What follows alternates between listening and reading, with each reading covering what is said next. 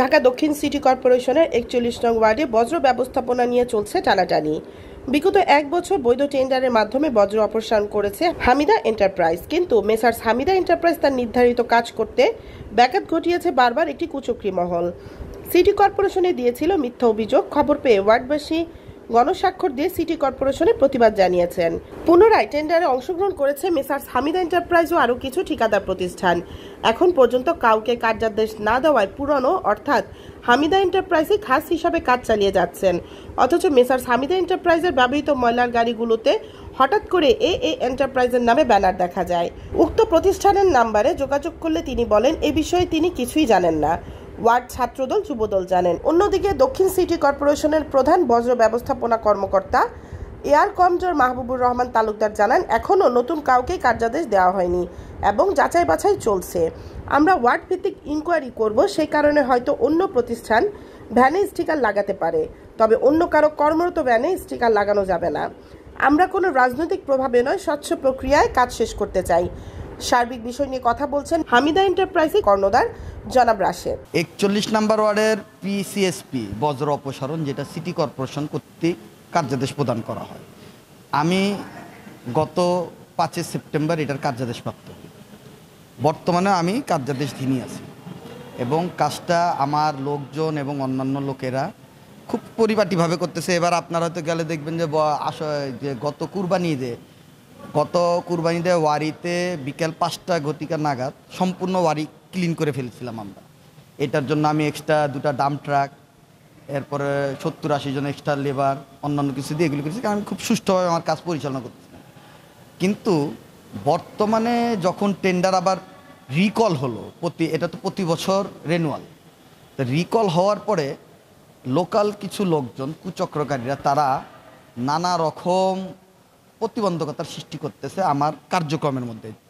বর্তমানেও আমি এটার বৈধ ঠিকাদার, এই পিসিএসপির বৈধ ঠিকাদার, যা আপনারা অফিসের সাথে কথা বললে জানতে পারবেন। এখন তারা করতেছে কি, অবৈধভাবে আমার পরিচালিত যে ভ্যানগুলা, যেগুলি দিয়ে আমি আমার নিজের নিয়ন্ত্রিত এবং আমার ক্রয়কৃত, যেগুলি দিয়ে আমি ময়লা অপসারণ করি, তারা গায়ের জোরে সেগুলির মধ্যে তাদের স্টিকার অবৈধভাবে লাগে, যার ছবি আমার কাছে আছে, আমি আপনাদেরকে প্রোভাইড করতে পারবো। তারা সেগুলি লাগে অযৌক্তিকভাবে, জোর জবরদস্তি লাগেছে এবং নানাভাবে আমাকে হুমকি দামকি দেয় ফোন নাম্বার দিয়ে, যে আমরা এখানে এই করি সেই করি, আপনি কেন এখানে ময়লা করবেন। আমি বললাম, আমার যদি কাজে কোনো অপরিচ্ছন্নতা থাকে বা আমার কাজে কোনো গ্যাপ থাকে তাহলে আপনারা বলতে পারেন যে আমার কাজের মধ্যে ঝামেলা, কিন্তু আমার কাজে তো পুরা ৪১ নম্বর বাসীরা খুব তুষ্ট এবং সন্তুষ্ট। বরঞ্চ তারা আপনার দক্ষিণ মৌসুমীর কিছু জায়গা আছে, আমার লোকজন গেলে ২-৩ বার তারা মারধরও করছে। ময়লা নিতে গেলে ময়লা দেয় না, পরে আমার লোকজন চলে আসলে সেই ময়লা রাস্তায় ফেলে দেয় এবং এইটার তারা ২-১টা ছবি তুলে আবার অফিসে দেয়। কিন্তু অফিস যতবারই তদন্তে গেছে দেখছে তারা যা অভিযোগ করছে সব ভুয়া এবং কথিত সেই ৭-৮ জন লোকই যারা অভিযোগ দেয় তারাই ঘুরে ফিরে এই অভিযোগ দেয়, অন্য কোনো এলাকাবাসী দেয় না।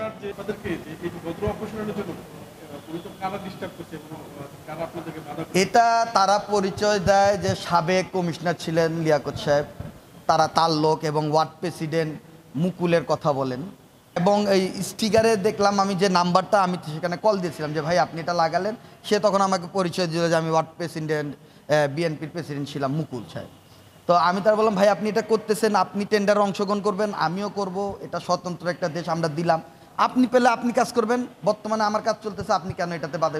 সে আমাকে আরও অন্যবিধি কথাবার্তা বলছে, যাক সেগুলি আর নাই বলি, কেন অযথা খামাখায় একটা ব্যক্তি যদি নিজের স্বার্থ উদ্ধারের ক্ষেত্রে কোনো একটা দলের ভাবমূর্তি নষ্ট করে, সেটা আসলে কাম্য না। সে যা করতেছে, বিএনপি একটা বড় রাজনৈতিক দল, আমিও এই দলকে অন্তত পছন্দ করি এবং এই দলের কর্মকাণ্ড আমিও করে থাকি, কিন্তু উনি যে কাজ করতেছে এতে বিএনপির ভাবমূর্তি নষ্ট করতেছে এবং বিএনপি কখনোই চাঁদাবাজদের জায়গা দেয় না, আমার মতে দিবেও না।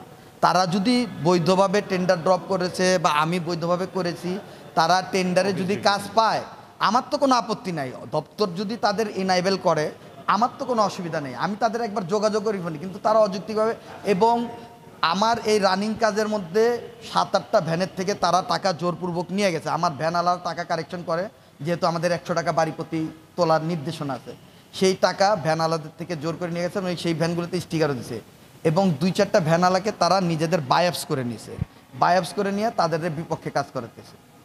এখন এইভাবে যদি তারা উত্ত্যক্ত করে, আমি জনসেবা করব কিভাবে? জনসেবামূলক প্রতিষ্ঠান চালাই, তার তো আমার নামে ডিপুট হয়ে যাবে। আমি সিটি কর্পোরেশনের কাছে লিখিত অভিযোগ জানিয়েছি, এবং আমার জানা মতে এলাকাবাসীরা যখন জানছে যে আমার বিপক্ষে তারা এইভাবে কাজ করতেছে, এই কুচক্রম হল, এলাকাবাসীরা নিজেদের ভোটার আইডি সহ তাদের বিপক্ষে সিটি কর্পোরেশনের স্বহস্তে অ্যাপ্লিকেশন দিয়ে গেছে। আপনারা এটা যাচাই বাছাই করেন, জানতে পারবেন যে আমার কথাটুকু কতটুকু যুক্তিকতা আছে।